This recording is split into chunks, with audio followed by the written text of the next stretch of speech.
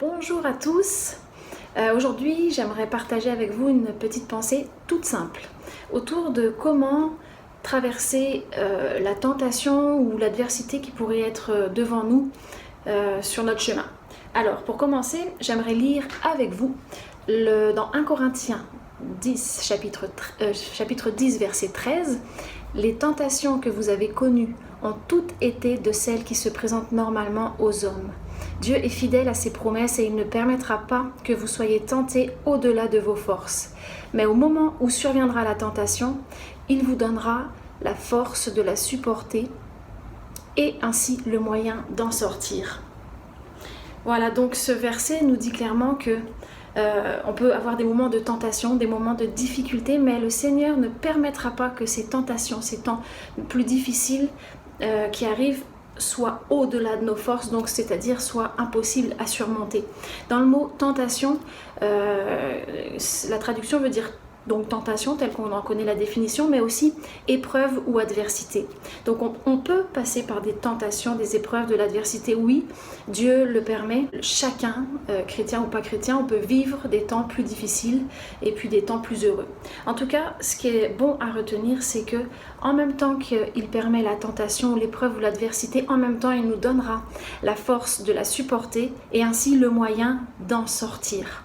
Ce qui m'amène au deuxième passage que j'aimerais lire avec vous, c'est dans le psaume 23. Donc psaume 23, au verset 4, « Même si je passe par la vallée obscure, je ne redoute aucun mal, Seigneur, car tu m'accompagnes. Tu me conduis, tu me défends.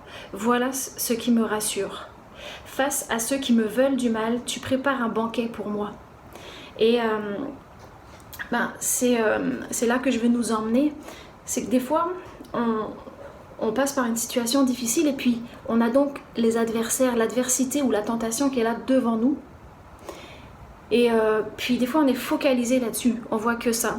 On voit cette adversité, cette difficulté, cette tentation, on se dit comment je vais y arriver, est-ce que je vais m'en sortir? Et là ce psaume vraiment nous dit que le Seigneur nous accompagne même quand on passe dans les moments difficiles. Et cette petite clé aussi pour nous, c'est qu'il place devant nous une table, un banquet même, un banquet en face de mes adversaires. Donc imaginez la scène, il y a vous, il y a les adversaires, votre problème, visualisez-le, et entre vous deux, il y a ce banquet garni que Dieu a précisément garni pour vous. Donc, en fonction de votre besoin, au moment où vous traversez cette difficulté, il met ce qu'il faut sur la table pour que vous puissiez prendre les forces nécessaires pour traverser cette tempête, cette adversité, cette tentation, pour que vous la surmontiez et que vous en sortiez. Donc, sur cette table garnie, de quoi est-ce que tu as besoin pour pouvoir traverser cette difficulté? Il nous donne sa parole, il nous donne sa présence. Il peut mettre aussi à ta disposition des amis, des conseillers sages. Il te donne la sagesse aussi au travers de sa parole, des ressources quelconques.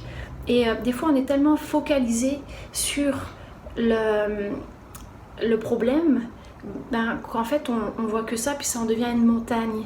Et là, j'aimerais t'inviter à défocaliser ou défocuser, comme on peut dire ici, et peut-être baisser un peu ton regard pour voir ce banquet garni juste pour toi que Dieu a préparé sur mesure pour toi.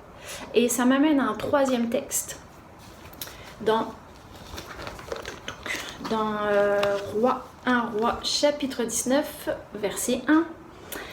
Le roi Akab raconta à Jézabel, sa femme, tout ce qu'Élie avait fait et comment il avait mis à mort tous les prophètes de Baal. Jézabel envoya alors un messager pour avertir Élie en ces termes. « Si demain, à pareille heure, je ne t'ai pas traité comme tu as traité ces prophètes, que les dieux m'infligent la plus terrible des punitions. » Élie prit peur et s'enfuit pour sauver sa vie. Il se rendit à Beersheba, dans le pays de Juda. Là, il laissa son serviteur, puis il marcha pendant une journée dans le désert et alla s'asseoir sous un arbuste, un genêt. Il souhaitait mourir et dit « Maintenant, Seigneur, j'en ai assez. Reprends ma vie, car je ne vaux pas mieux que mes ancêtres. » Puis il se coucha et s'endormit sous le genêt.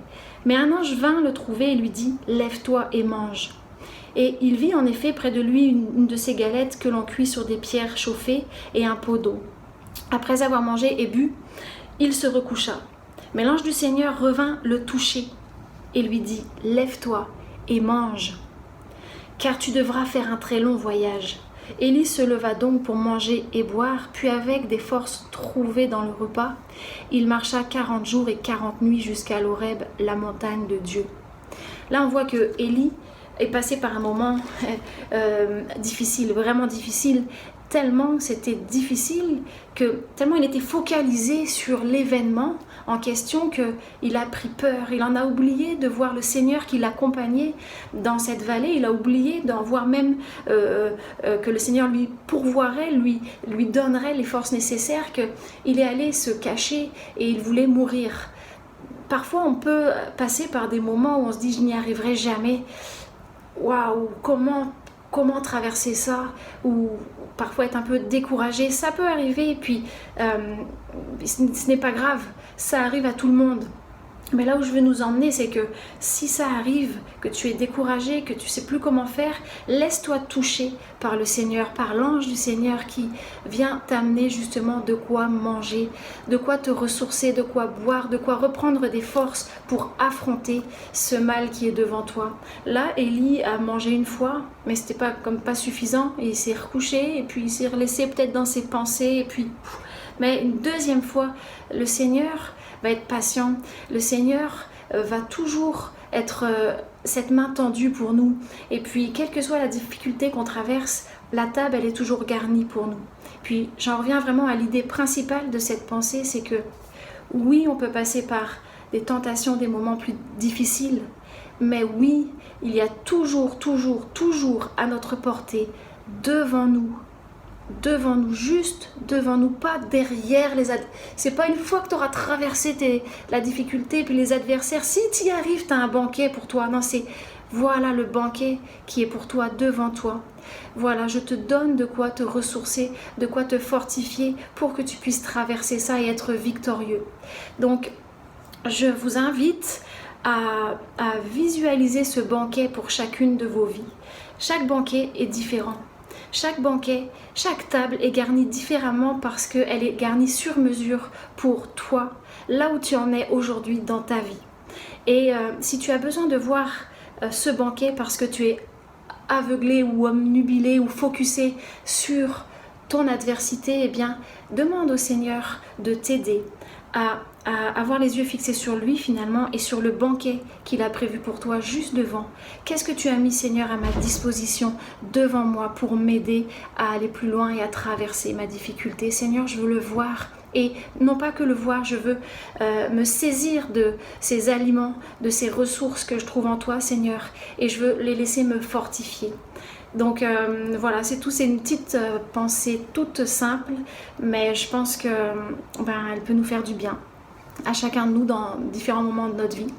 Donc que le Seigneur vous bénisse, que le Seigneur vous restaure si vous en avez besoin en ce moment, puis que le Seigneur vous ouvre les yeux aussi, qu'il puisse vous aider à voir les adversaires, l'adversité comme étant vraiment plus petite que ce qu'elle ne vous paraît, et qui puisse vous aider à voir son banquet, sa présence, sa grâce, sa force comme étant vraiment plus importante que le reste. Voilà, soyez bénis, merci pour votre écoute.